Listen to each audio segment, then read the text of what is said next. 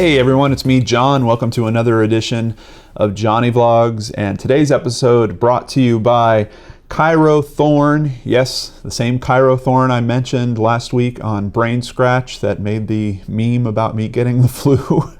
Now a Patreon supporter, thank you so much, as well as Rachel Walden, also supporting me on Patreon now. I truly appreciate it. You Patreon supporters are a big reason why I've been able to donate so much to so many causes this year, and that really means a lot to me, so thank you guys.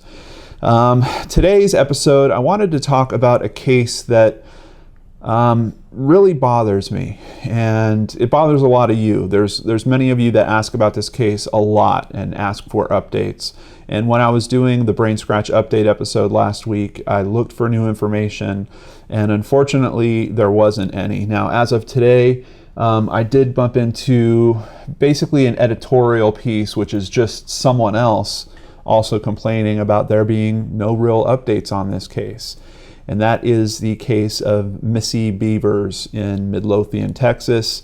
I have done a few videos on this, but if you don't know the case, that is the case that took place with, she was a fitness instructor, was going to a church very early in the morning to set up for a fitness class, and someone dressed up in what looks like some type of police SWAT gear type costume was already in the church waiting for her, and killed her with what I believe is a hammer. I think the official explanation is blunt force trauma, but we don't really have a whole lot of details on it outside of that.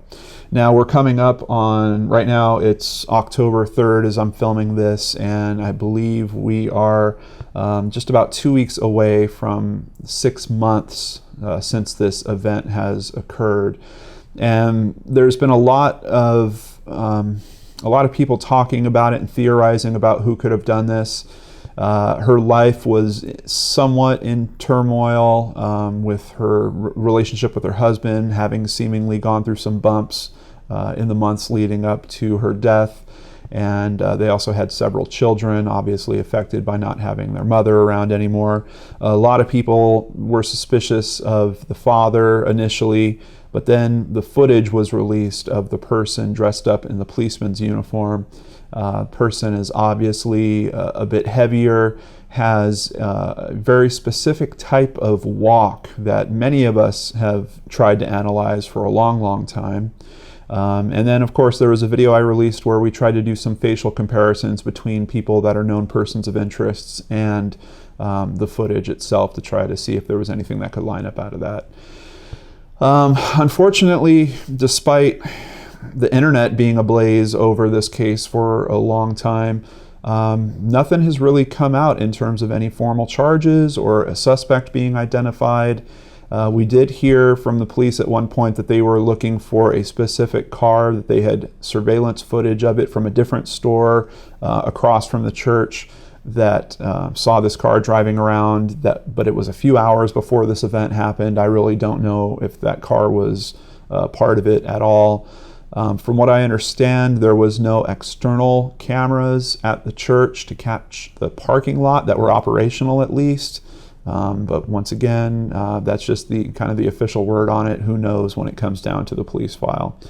It's a case that really bothers me because having as much footage as they have of the person walking around, the person having what seems like a pretty unique gait in terms of their walk. You've got physical dimensions on the person that could be pretty easily determined using some pretty simple analysis. There's one point where the person is standing right next to a door inside of the church. They actually go up to several doors and open them as they look in. I'm pretty sure that experts out there, and quite honestly even regular people like me, could pretty easily do an analysis if we were at the scene and figure out the exact height of the person. Despite that, we've heard a height range, and it's, if I remember right, I think it's like 5'3" to 5'7", or maybe 5'8". Once again, kind of suggesting possibly a female. Many different theories kicking around. Is it a family member? You know, family members have alibis. Husband was planning a fishing trip around all that. His father was away on a golfing trip. Is it a scorned lover of some kind? They did crack into some of her social media. It looked like she was talking to some people.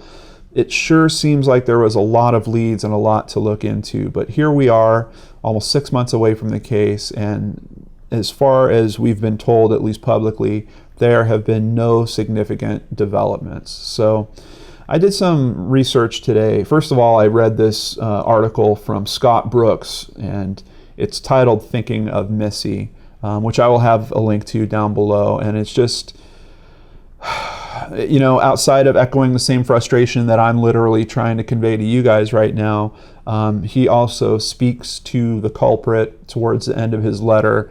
Essentially, he's hoping that the culprit isn't comfortable, that the running away from the authorities, running away from the truth of this matter is starting to wear on him.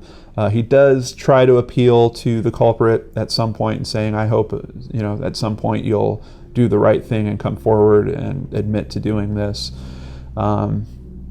There's been a few pleas, public pleas in that vein, just trying to reach the person out there. But I think that there's other people out there. First of all, when it comes to that police uniform, I seriously doubt that it is an actual police uniform. I feel like it's a costume that has been assembled. And I did some research into looking into costume pieces. It'd be fairly easy to put together a costume very similar to that. But that leads me to believe that this person probably didn't, I would suspect that they didn't buy this costume and then all of a sudden whip it all together and then use it to go and do what they were going to do to Missy.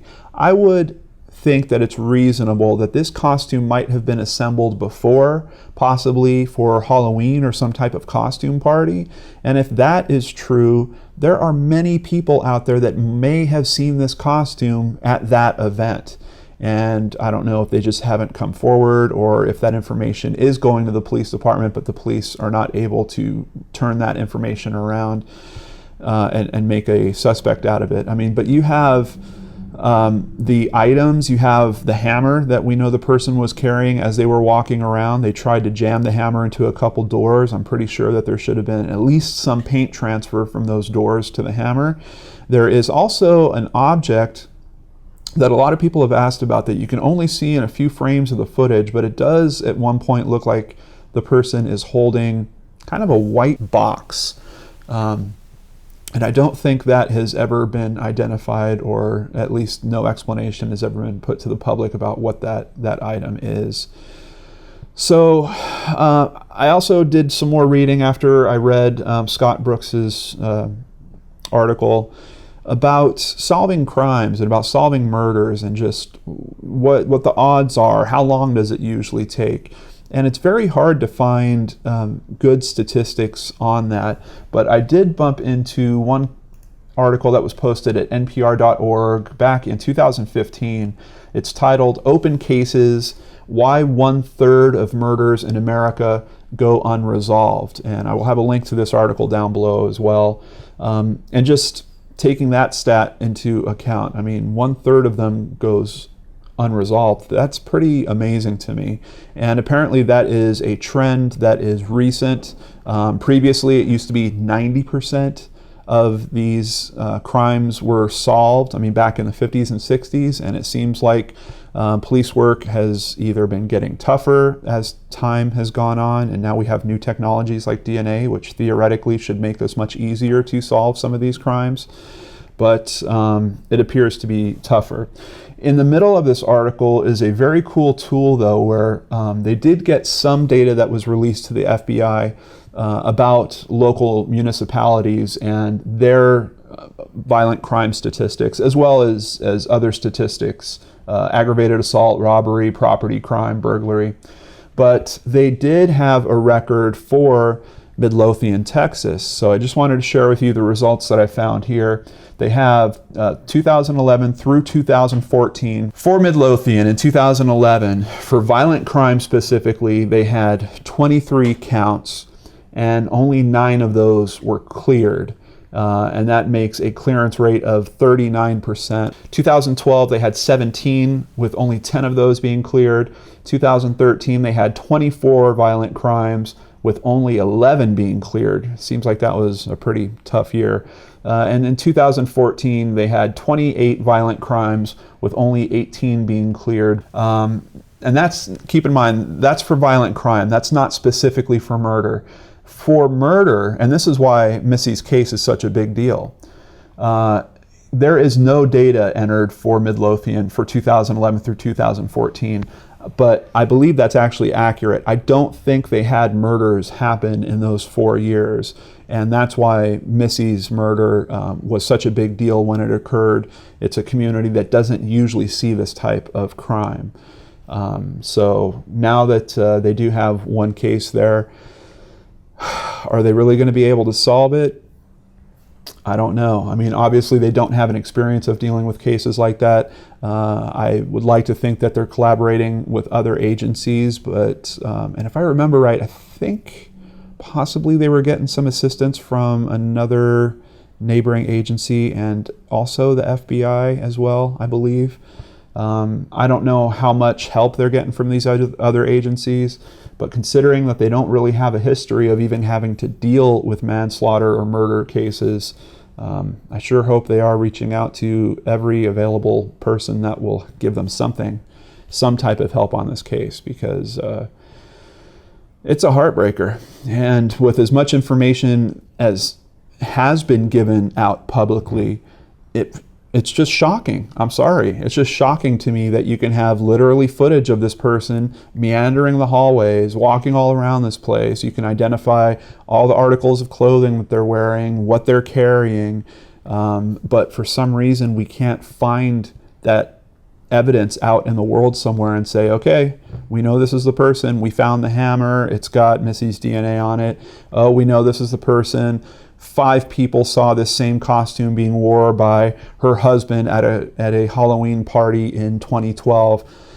I don't know where the missing pieces are that are going to make this case fall together. I sincerely hope that it actually is coming together quietly in the background and we just haven't been brought up to speed on it yet. I would love to see this case get closed this year and Midlothian return to its excellent numbers of not having to deal with these cases. But we'll see. That's Shelby shaking the camera saying it's time for me to go. Thank you all for spending a little time with me. Just wanted to vent some of that frustration and let you guys know I do hear you. Every time you ask about this case, I literally look into it, and unfortunately there just is no other new information. I wish I had an update on this case, but I don't, outside of frustrated people. Take care, everyone. Catch you on the next show on the Lord and Arch channel. Shelby obviously needs some attention right now. I'll see you next time.